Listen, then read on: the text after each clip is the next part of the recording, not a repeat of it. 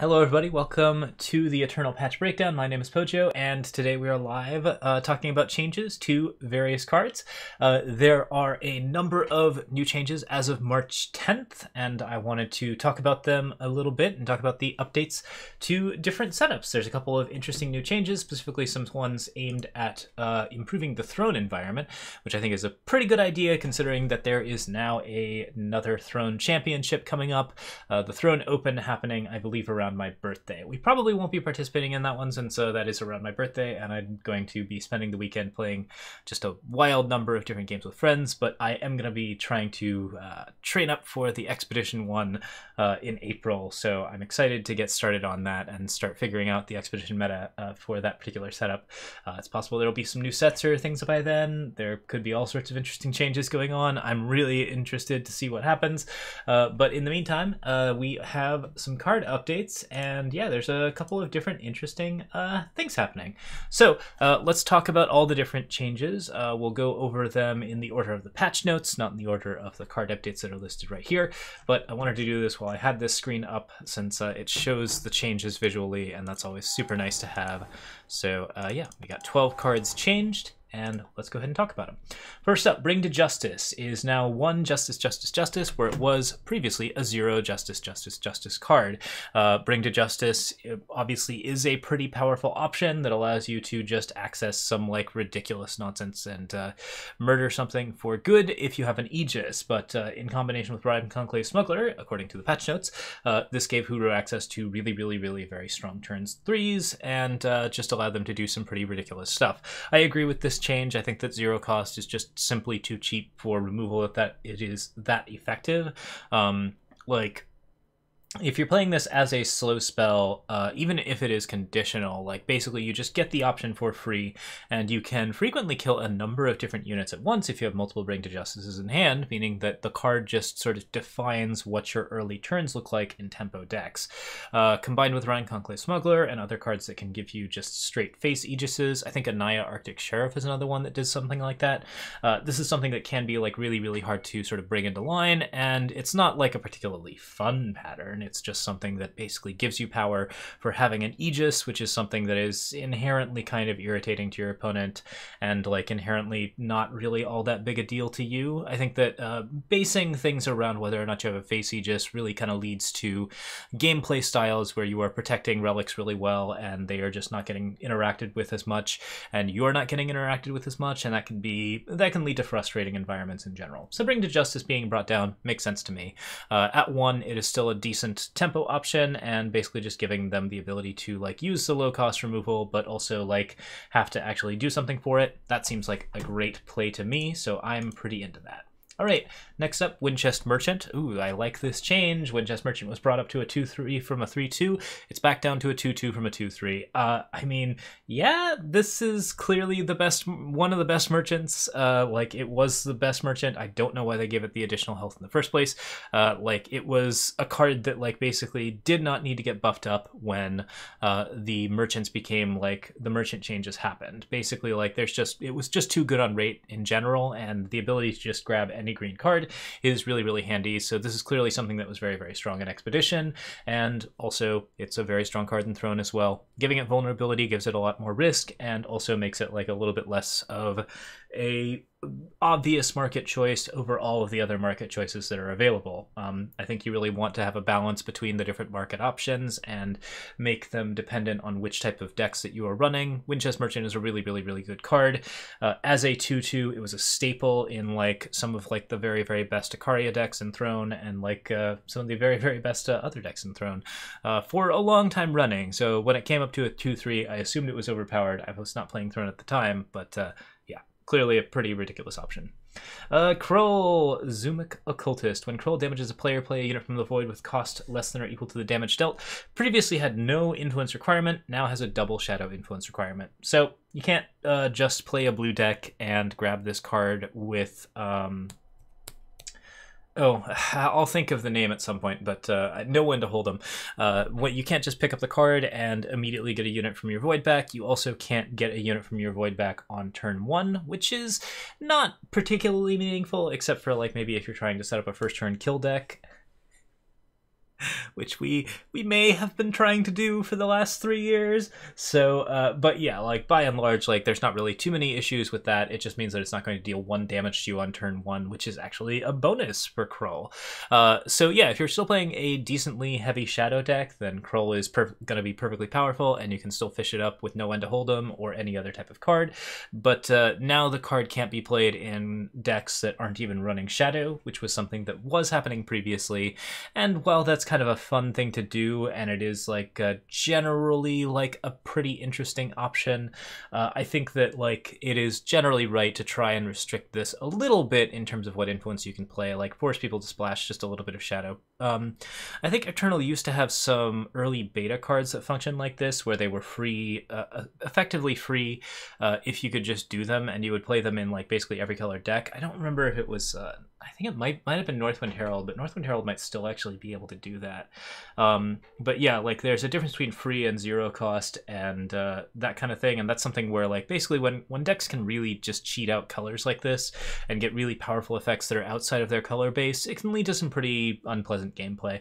The Kroll decks were kind of on the obnoxious side. I think this is a good change. Also, we find that I found out that Kroll has a feminine pronoun, which I wasn't aware of, so that's good to see. It says allowing Kroll to do her thing in decks actually working for shadow influence. So clearly I just needed to get a better look at the card, but I mean I got a high-res version of this and I didn't notice that, so that was yeah, that's something to note.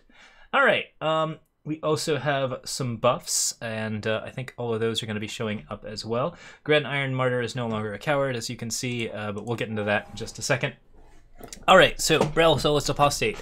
Enthroned, this buff is aimed, I think, at... these buffs are aimed at giving upgrades to underplayed throne cards. So, first off, we have Braille Solus Apostate. Was a 7 cost, is now a 6 cost. This is a very good, very versatile Winchest card that was decently strong in throne decks that played Armory-type strategies.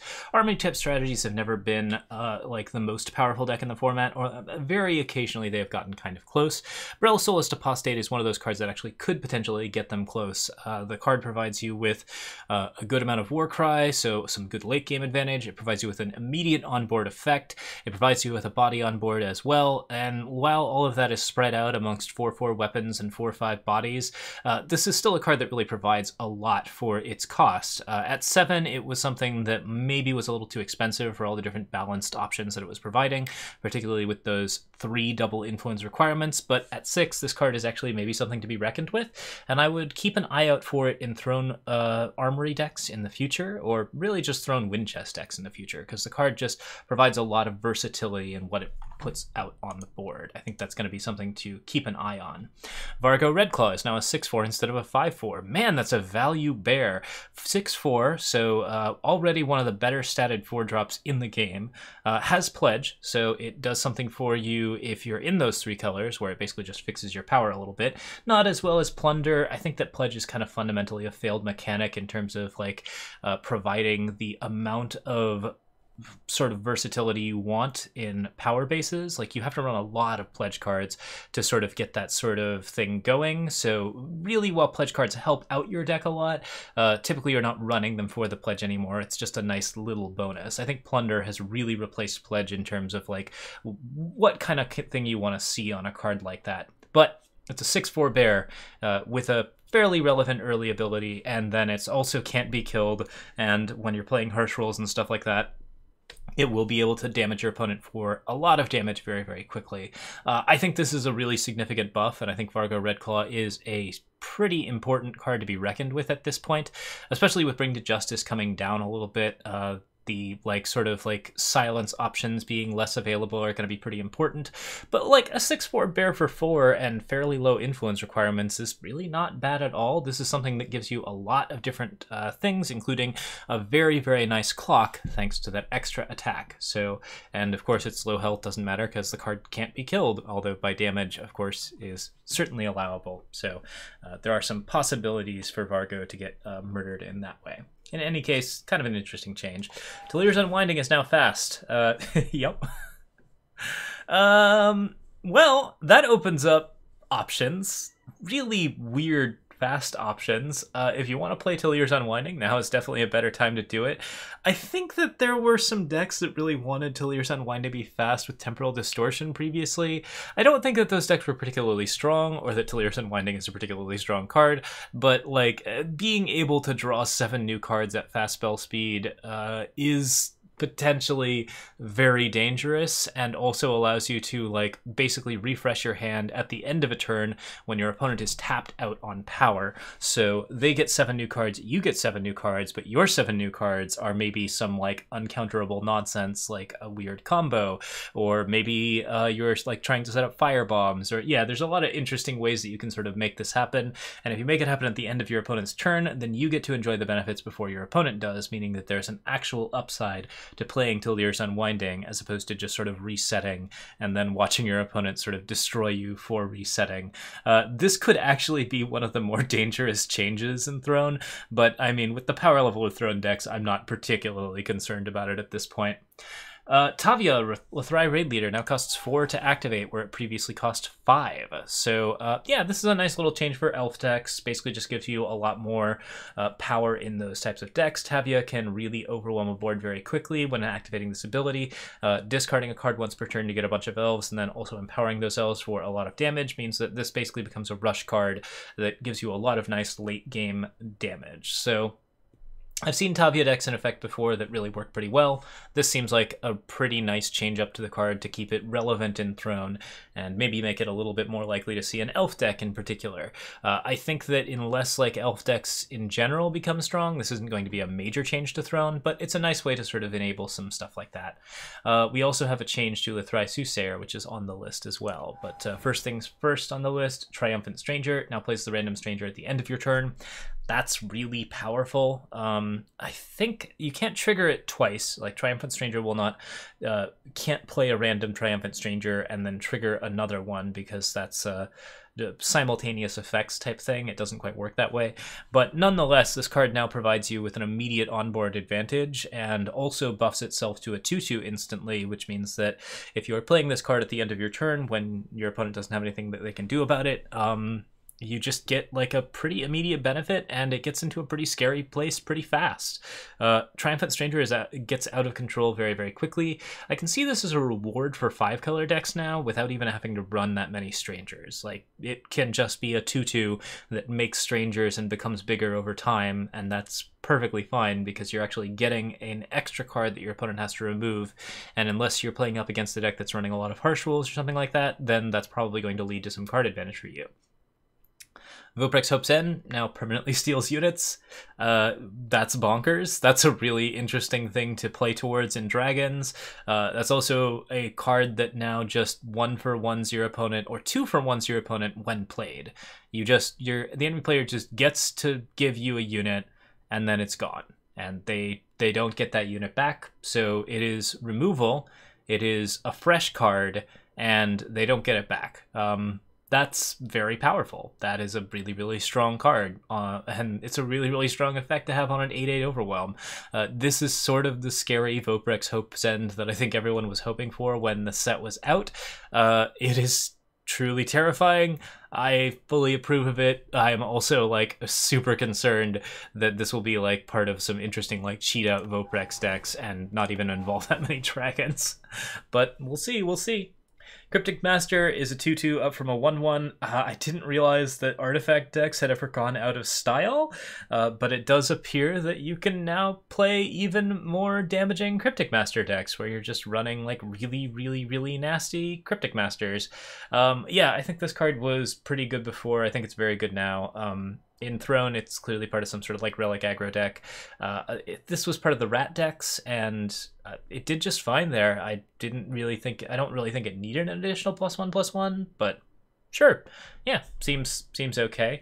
At least it gives the relic decks like a way to kill you faster, as opposed to just sort of drowning in rats. So I guess that's something to like sort of improve your position there, in that it like focuses a little more of the power into a card that if people aren't using in relic rat decks, they're probably going to want to use now. So I don't know, that's an interesting point. Gren Iron Martyr can block now, is no longer a coward. So yeah, this is really all the card needs to be kind of functional. It's much better in Expedition now. It allows you to draw cards. It allows you to... It basically is a better Dark Wisp now, where you play it, it can actually draw a card for you and give you a bonus and give the extra damage to spells in your hand, all of which at the cost of being slightly more expensive and slightly significantly more difficult to play in terms of influence.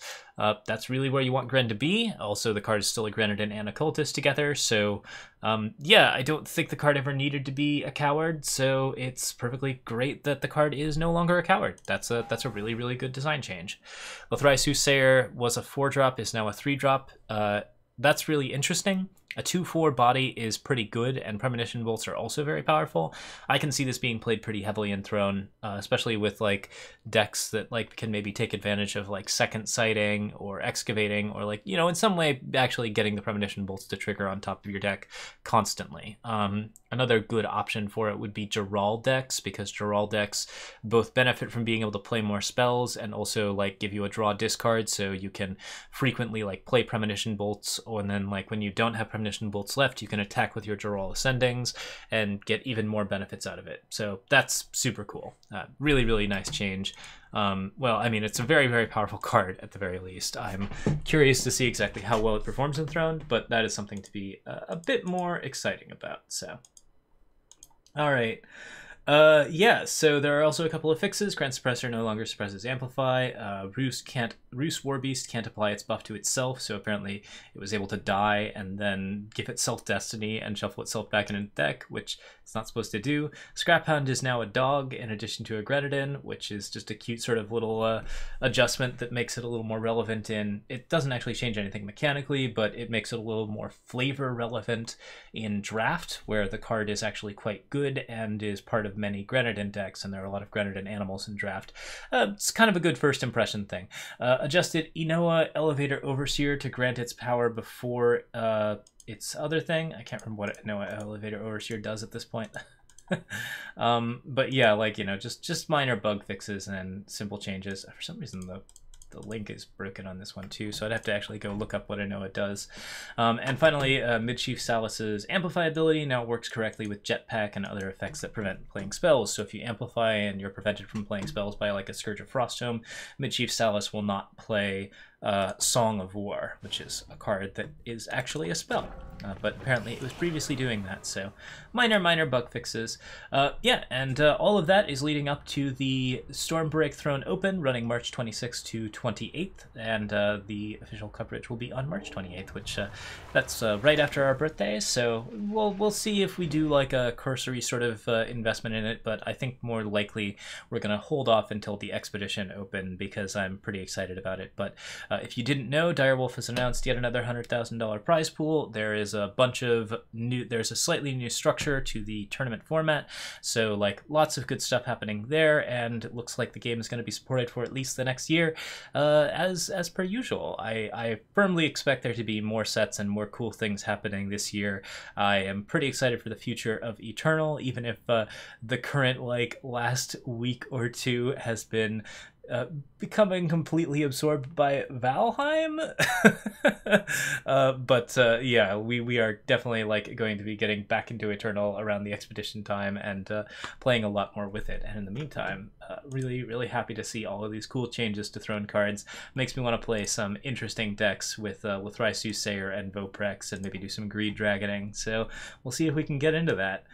All right, that's it for today. Thank you so much for watching, and we will see you all next time with more Eternal patch breakdowns. So cheers, like and subscribe if you liked the video, and we have a YouTube, a Patreon, a Twitch, and a Twitter. Cheers again. Bye.